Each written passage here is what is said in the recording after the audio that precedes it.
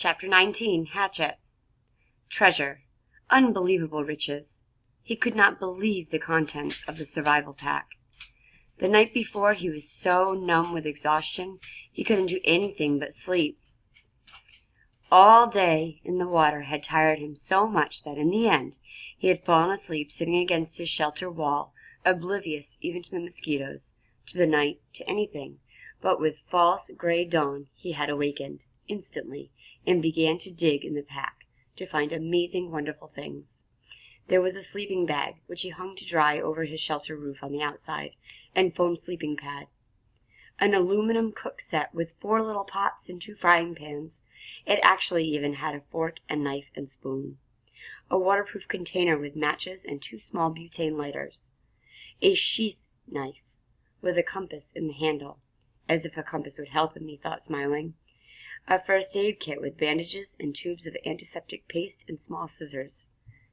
A cap that said Cessna across the front in large letters. Why a cap? He wondered. It was adjustable, and he put it on immediately. A fishing kit with 4 coils of line, a dozen small lures, and hooks and sinkers. Incredible wealth. It was like all the holidays in the world, all the birthdays there were. He sat in the sun by the doorway where he had dropped the night before and pulled the presents. As he thought of them, one at a time, to examine them, turn them in the light, touch them and feel them with his hands and eyes. Something that at first puzzled him.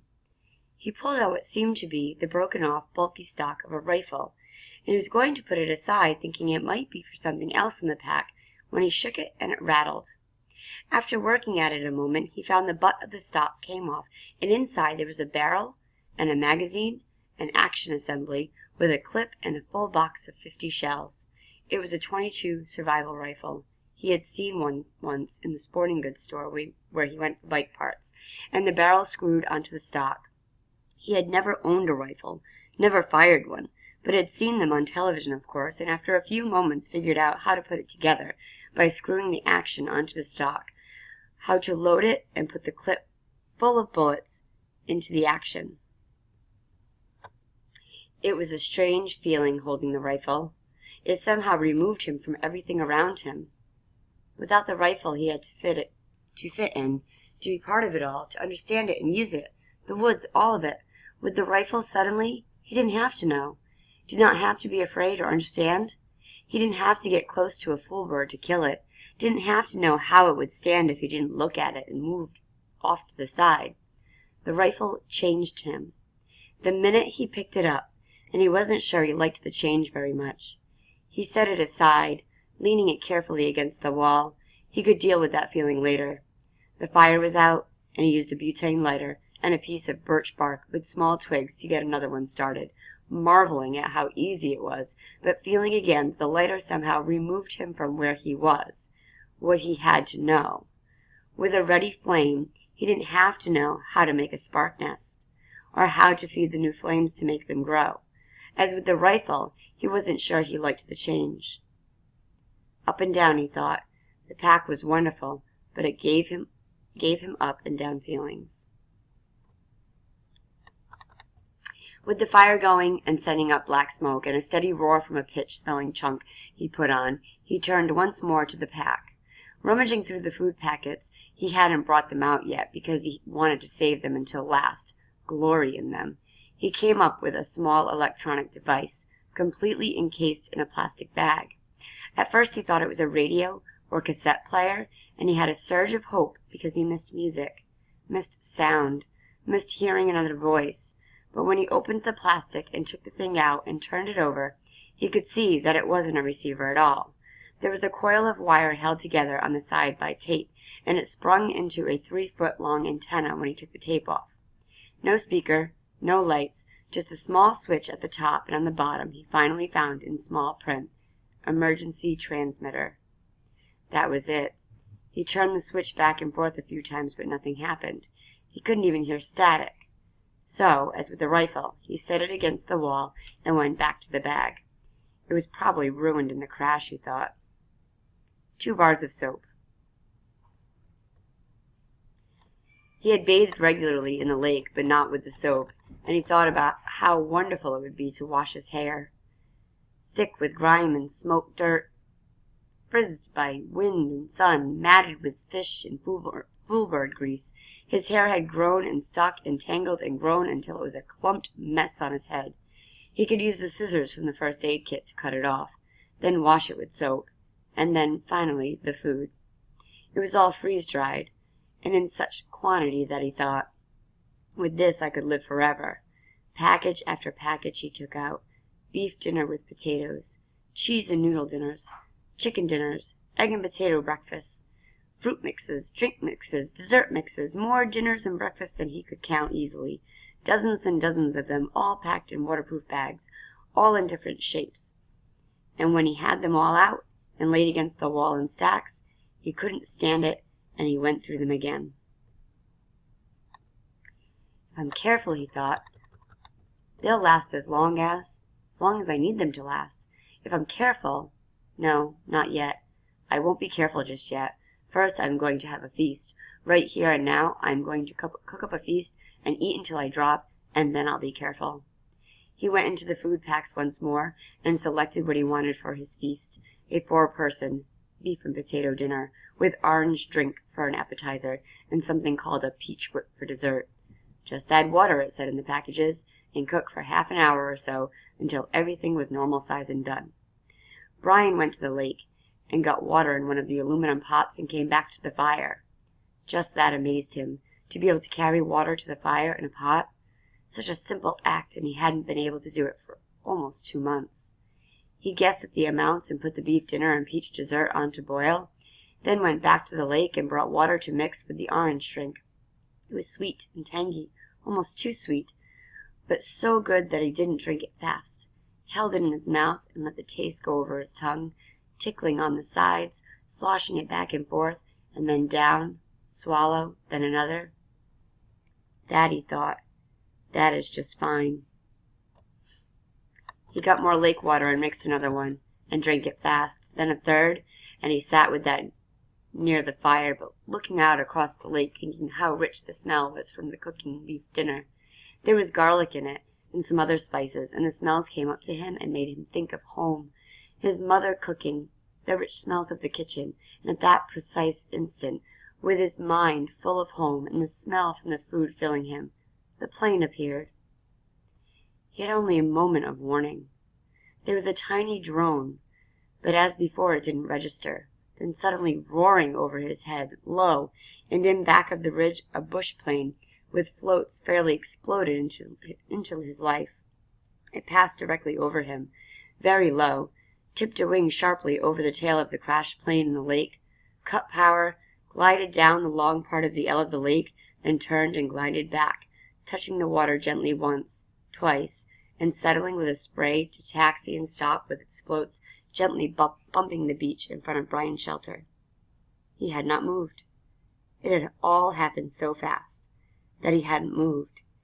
He sat with the pot of orange drink still in his hand, staring at the plane, not quite understanding it yet, not quite knowing yet that it was over. The pilot cut the engine, opened the door, and got out, balanced and stepped forward on the float to hop onto the sand without getting his feet wet. He was wearing sunglasses, and he took them off to stare at Brian. "I heard your emergency transmitter. Then I saw the plane when I came over." He trailed off, cocked his head, studying Brian. "Damn, you're him, aren't you? You're that kid. They quit looking a month, no, almost 2 months ago. You're him, aren't you? You're that kid." Brian was standing now, but still silent, still holding the drink. His tongue seemed to be stuck to the roof of his mouth, and his throat didn't work right. He looked at the pilot and the plane and down at himself, dirty and ragged, burned and lean and tough, and he coughed to clear his throat. "My name is Brian Robeson," he said. Then he saw that his stew was done, the peach whip almost done, and he waved to it with his hand. "Would you like something to eat?" Epilogue. The pilot who landed so suddenly in the lake was a fur buyer mapping crew trapping camps for future buying runs, drawn by Brian when he unwittingly turned on the emergency transmitter and left it going. The crew moved into the camps for fall and winter to trap, and the buyers fly from camp to camp on a regular route. When the pilot rescued Brian, he had been alone on the L-shaped lake for 54 days. During that time, he had lost 17% of his body weight. He later gained back 6%, but had virtually no body fat. His body had consumed all extra weight, and he would remain lean and wiry for several years. Many of the changes would prove to be permanent. Brian had gained immensely in his ability to observe what was happening and react to it. That would last him all his life. He had become more thoughtful as well, and from that time on, he would think slowly about something before speaking. Food, all food, even food he did not like, never lost its wonder for him. For years after his rescue, he would find himself stopping in grocery stores to just stare at the aisles of food, marveling at the quantity and the variety. There were many questions in his mind about what he had seen and known, and he worked at research when he got back, identifying the game and berries. Gut cherries were termed choke cherries and made good jelly. The nut bushes where the fool birds hid were hazelnut bushes. The two kinds of rabbits were snowshoes and cottontails. The fool birds were ruffed grouse, also called fool hens by trappers for their stupidity. The small food fish were bluegills, sunfish, and perch. The turtle eggs were laid by a snapping turtle, as he had thought. The wolves were timber wolves, which are not known to attack or bother people. The moose was a moose. There were also the dreams. He had many dreams about the lake after he was rescued. The Canadian government sent a team in to recover the body of the pilot, and they took reporters, who naturally took pictures and film of the whole campsite, the shelter, all of it. For a brief time, the press made much of Brian, and he was interviewed for several networks, but the furor died within a few months. A writer showed up who wanted to do a book on the complete adventure, as he called it, but he turned out to be a dreamer, and it all came to nothing but talk. Still, Brian was given copies of the pictures and tape, and looking at them seemed to trigger the dreams. They were not nightmares. None of them were frightening, but he would awaken at times with them, just awaken and sit up and think of the lake, the forest, the fire at night, the night birds singing, the fish jumping, sit in the dark alone and think of them, and it was not bad. It would never be bad for him. Predictions are, for the most part, ineffective, but it might be interesting to note that had Brian not been rescued when he was, he had been forced to go into hard fall, perhaps winter. It would have been very rough on him. When the lake froze, he would have lost the fish, and when the snow got deep, he would have had trouble moving at all.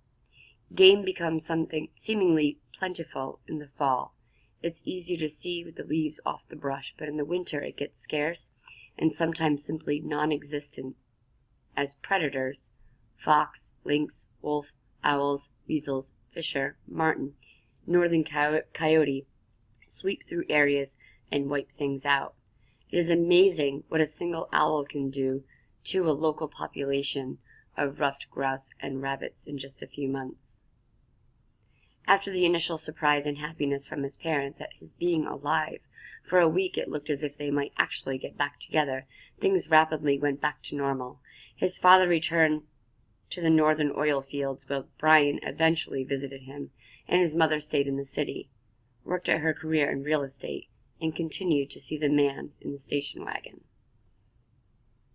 Brian tried several times to tell his father, came really close once to doing it, but in the end never said a word about the man or what he knew. The secret. The end of Hatchet.